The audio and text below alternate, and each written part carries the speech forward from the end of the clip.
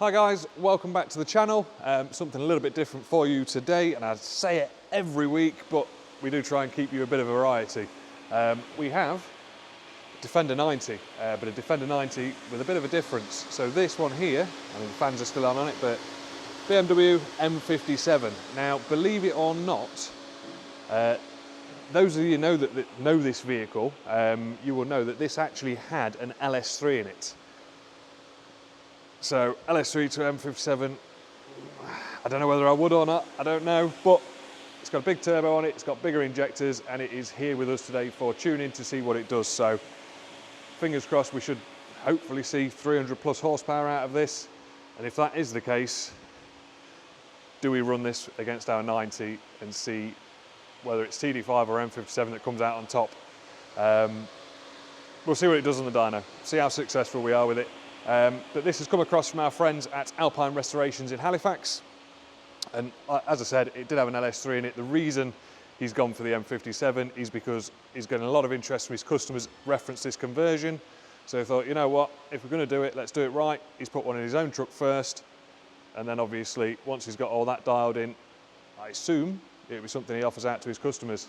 So yeah, as I said, something a little bit different. No road test on this one because even though he's driven it here, it isn't actually mapped at all. And obviously because it's got the big turbo and bigger injectors, what it does on the dyno isn't relevant for anything. It's not like he's turned it with a stock truck and then we're going to dyno it and then bolt all the parts on afterwards. So yeah, ECU is out of it. That's currently on the bench being mapped. Once we're done with that, put it back in, straight onto the dyno, see how we get on with it. But yeah, looking forward to this one.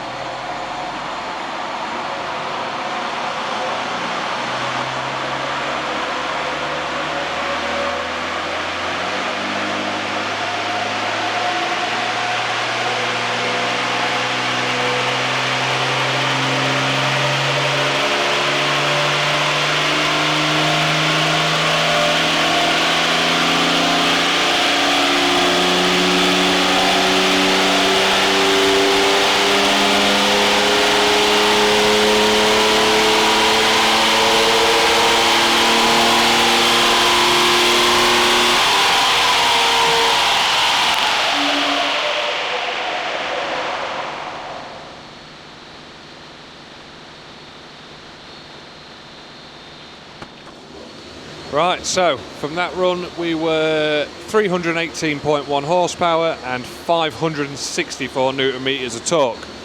Now let me just double check because I've been on the phone, so I've literally just come back in. Is that our tune that's on there? Yes. Yeah, so that's our tune that's on there now. And we couldn't get it to run on the original tune because it got an immobiliser issue, is that what we're saying, or? No? Oh, you haven't turned it on and off yet? Right, okay. So what you didn't see with this one, we think it's got a bit of an immobiliser issue. Obviously that's just as it came to us, but it'll run and it'll drive, but as soon as you switch it off, it throws a bit of a hissy fit and it's not doing it. So obviously there's that to look into. But yeah, I think it's done all right there. On the tune it came with, it wouldn't do a full pull. It was quite lazy. We don't know who's tuned it, and it was literally just a file, I think, just to get it up and running. So it certainly wasn't really worth showing you guys. I think it did just under 200 horsepower, but like I say, it's not the tuner's fault as such. It was just a base, get it going, get it driving. So really not comparable to what we've done here. I think the goal with this was over 300 horsepower anyway, so it seems to have done that.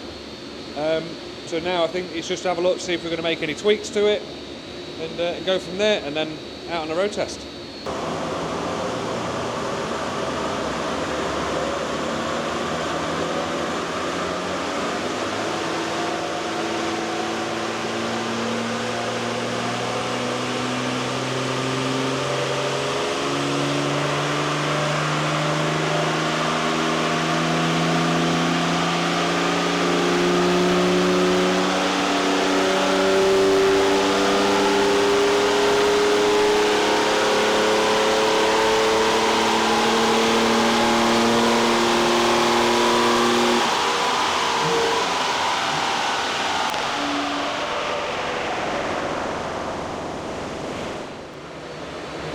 So that run was 327.3 horsepower and 568.3 newton meters of torque. And you'll notice with this one, so as always, the thin line is the run we did a minute ago, thick line is the run we've just done. So we actually have gained quite a lot here, and we haven't changed the tuning on this.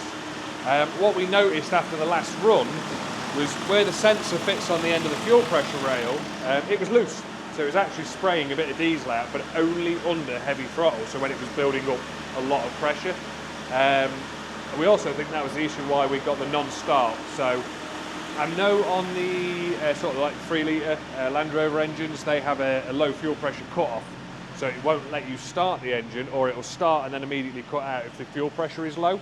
And it does that to save the high pressure fuel pump. Now whether the BMW engines run on the same sort of concept, I'm not sure. But the symptoms it was doing was exactly the same. It'd try and fire, then it wouldn't fire, but it would only ever do it once you'd stalled it after you'd been driving it for a while, or after we'd done a dyno pull. So we sorted the seal out, put the sensor and everything back in, started it fine, switched it off, started it, and then obviously as we've just done the run, we've gained a bit of power top end, so we knew we was losing fuel pressure at that point. So really, really happy with the figures it's done. We're going to pull it outside, give everything a bit of a wash down because there is a bit of diesel that's come out from underneath of it, and then we'll road test it. Right, road test time. I have to be careful there's no derv on the wheels. Yeah. It's sprayed everywhere.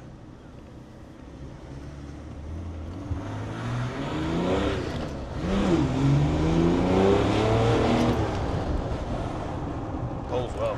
That gets on, doesn't it? Clutch is a bit keen, isn't it? Yeah, clutch is weird.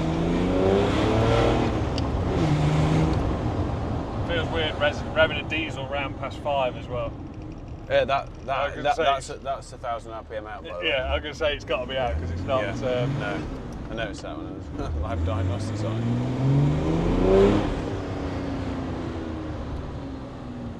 This just manual box, like a manual box.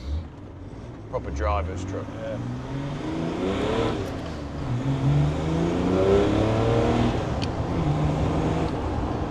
Definitely feels 300 horse. I would say, yeah, it feels every bit of every horsepower it's just done. Feels really responsive as well. It's just happy, yeah.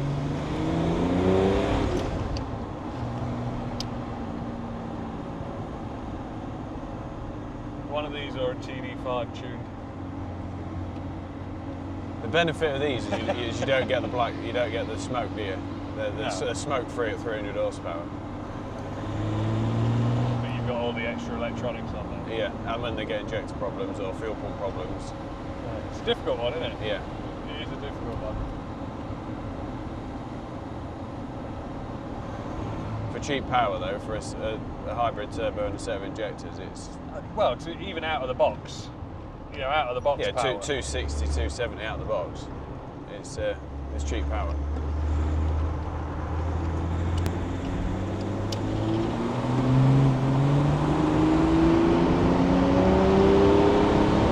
Not even a wisp of smoke out the back.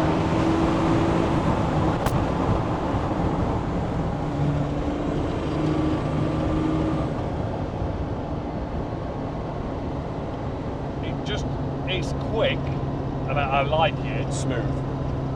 It just doesn't feel as torquey as the Td5. Does that make sense? It just doesn't have. Yeah. I know it is looking at figures, but it feels like it's much more high top end than low end. Td5 seems like it's got a bit more low end. Yeah, Td5 is low end. These like to rev, don't they? Yeah. To get it. Yeah, Td5 sort of, it's torquey without having to be revved out, whereas this, it seems like you've got to rev it out a little bit more. This is the first time I've probably driven one of these. Is it? Yeah. You drove that drove that red 8 HP camper one, didn't you? Yeah, but it's got the 8 HP on it. So first time I've driven one of these with a manual box on it. Clutch is awful. All 3/4 of an inch of it. But I'm impressed.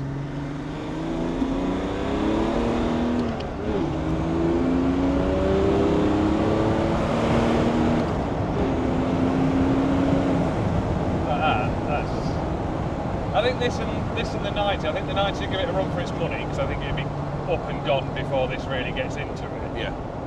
But I think if you did a dig from sort of 50 mile an hour, I think very close. Yeah, I think they'd be very, very close.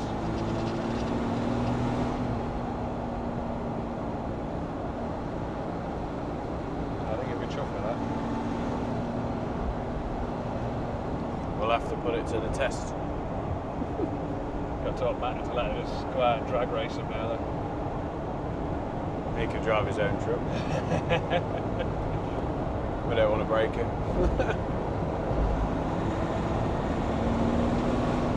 15. I see the appeal. I get why people do the conversion. I do get why people do the conversion. But like now, for what this conversion costs, for what it costs to do what, you know, the equivalent to a Td5, for example, there's not a lot in it. There's not a lot in it now, no. And ultimately, I think, you know, given a lot of mileage, the Td5 will outlive one of these. Yeah, and if it goes wrong, all day long. Everybody and all your mates have got parts of them. If it starts misfiring, you go, you know, everybody's got an injector nearby, haven't they? But with these, it's hard to find a good set. Yeah, but I see the appeal of doing this conversion. But yeah, I'd be very torn to do it over just tuning the Td5 and VNT turbo and bits.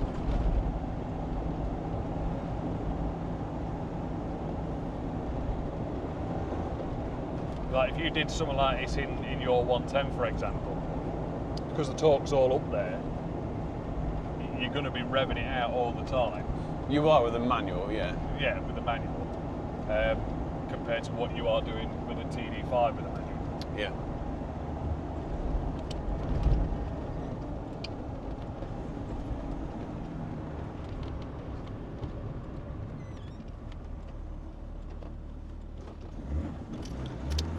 Clutch.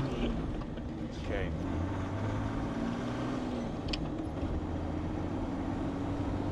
And this sounds good, but nowhere near as good as a Td5. No. Nowhere near.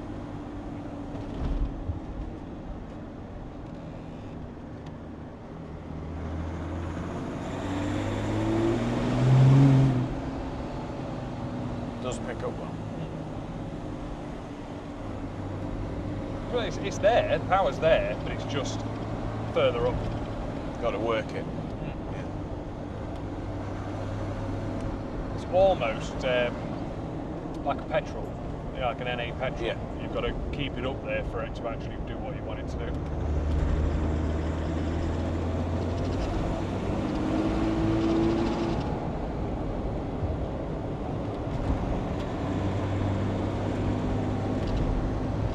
I'm impressed.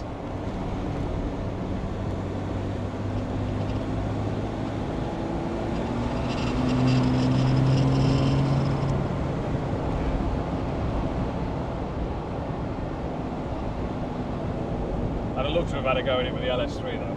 Oh yeah. That's 650 horsepower. That you'd have to rev. Yeah. But the noise it makes, you'd want to rev it out, wouldn't you? Yeah. LS3. You still get the jerkiness of a Puma gearbox, Yeah. so yeah.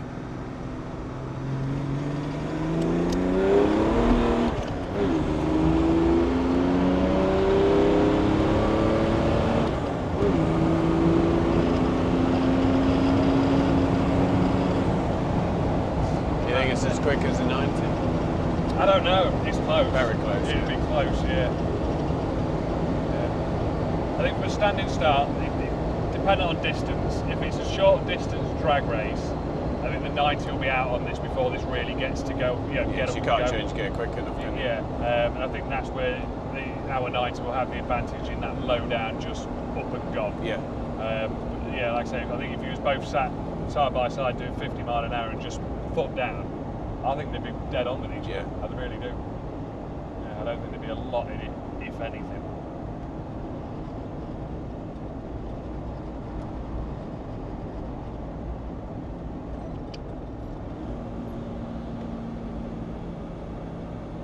Yeah, no, I like that.